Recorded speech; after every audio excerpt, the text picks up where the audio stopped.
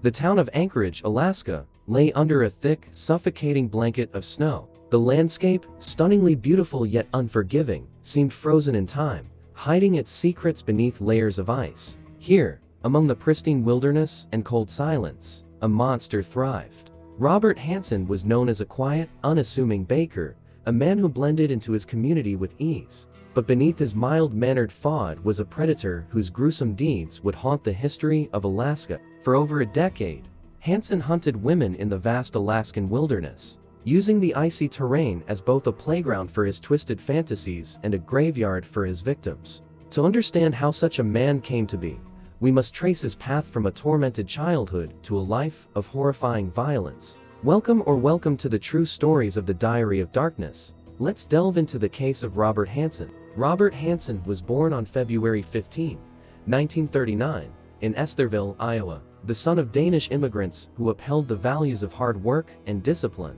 His father, a strict and overbearing man, owned a bakery and insisted that his son spend long hours working alongside him. Hansen's childhood was far from idyllic. He was plagued by severe acne that left his face permanently scarred, and his debilitating stutter made him an object of ridicule among his peers. Rejected by girls and bullied by boys, Hansen withdrew into himself, nursing a growing resentment against the world. His father's harsh criticism and emotional distance compounded his feelings of inadequacy. Unable to find solace in human connections, Hansen retreated into the woods, where he discovered hunting. In the wilderness, armed with a rifle, Hansen felt powerful for the first time in his life. Hunting became a passion, an escape from his social failures. He honed his skills, finding satisfaction in the precision and control it demanded. Yet even as he mastered the art of hunting animals, dark fantasies began to take root. Hansen would later admit that he spent his lonely teenage years fantasizing about revenge against those who had humiliated him, particularly women. These thoughts, though disturbing, remained confined to his imagination, at least for a time. As he entered adulthood, Hansen's frustrations only deepened. In 1960, at the age of 21, he committed his first major crime, setting fire to a school bus garage in Pocahontas, Iowa. The act of arson was a symbolic rebellion against a world he felt had wronged him, but the thrill was short-lived. Hansen was caught, convicted, and sentenced to 20 months in prison. His time behind bars did little to reform him. Instead, it deepened his bitterness and reinforced his belief that he was a victim of an unjust world. Upon his release, Hansen tried to build a life for himself. He married a young woman and took various jobs to make ends meet. However, his volatile temper and controlling behavior soon drove his wife away. The failure of his marriage only added to his sense of inadequacy. Seeking a fresh start, Hansen moved to Anchorage, Alaska, in the late 1960s. Alaska, with its vast wilderness and transient population, offered Hansen the perfect backdrop for reinvention. He opened a bakery that quickly became a local favorite, earning him a reputation as a hardworking and reliable businessman. He remarried and started a family, further cementing his image as a pillar of the community. To his neighbors, he was a devoted husband, father, and skilled hunter who won local awards for his marksmanship. But beneath this veneer of normalcy, Hansen harbored a darkness that would soon manifest in unimaginable ways. Anchorage in the 1970s and 80s was a city in flux, transformed by the oil boom into a bustling hub of activity. The influx of transient workers, drifters, and sex workers created an environment where disappearances often went unnoticed. Hansen recognized this and began to exploit it. He targeted women he believed society would overlook, sex workers and exotic dancers, using his unassuming demeanor to gain their trust. His method was chillingly calculated. Hansen would lure his victims with promises of money for their services, taking them to his home under the guise of business. Once there, the nightmare began.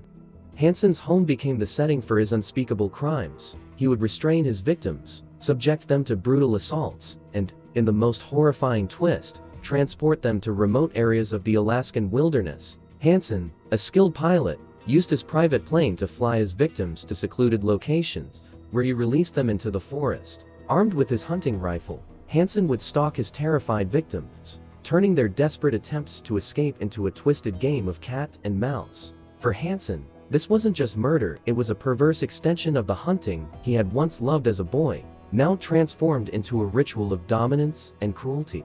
For years, Hansen operated with impunity. The transient nature of his victims and the harsh, unforgiving terrain of Alaska made it difficult for authorities to connect the dots. Reports of missing women trickled in, but they were often dismissed or deprioritized. Hansen's respectable image as a family man and community member further shielded him from suspicion. Even when police began to suspect foul play, Hansen's reputation often worked in his favor. He was, after all, just a quiet baker, a far cry from the image of a depraved killer. But Hansen's carefully constructed facade began to crack in 1983, when one of his intended victims escaped. Cindy Paulson, a 17-year-old sex worker, managed to flee from Hansen's clutches in a dramatic turn of events. Hansen had abducted Cindy, taking her to his home and restraining her. After subjecting her to hours of torment, he prepared to transport her to the wilderness.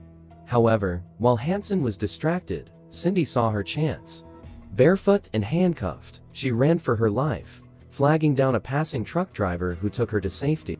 Cindy's account was harrowing and detailed. She described Hansen's home, his plane, and the horrifying plans he had for her. But despite the strength of her testimony, authorities were initially skeptical. Hansen's clean-cut image clashed with the profile of a sadistic predator, and Cindy's status as a sex worker made her an unreliable witness in the eyes of some. However, a few determined investigators believed her story and began to dig deeper. The breakthrough came when police obtained a search warrant for Hansen's property. What they found was chilling: firearms, a hidden cache of jewelry and personal items belonging to missing women, and a detailed map marked with burial sites. Faced with overwhelming evidence, Hansen confessed. His confession was delivered with a chilling lack of emotion, as though he were describing routine hunting trips rather than the systematic murder of human beings. He admitted to killing at least 17 women, though authorities believed the number could be higher. Each killing, he explained, was an act of revenge, a way to exert power over the women he felt had wronged him throughout his life. In 1984, Robert Hansen was sentenced to 461 years plus life in prison without the possibility of parole. He spent the rest of his life in an Alaska correctional facility, dying in 2014 at the age of 75. His case remains one of the most horrifying in American history, a stark reminder of the darkness that can lurk behind the most unassuming of facades.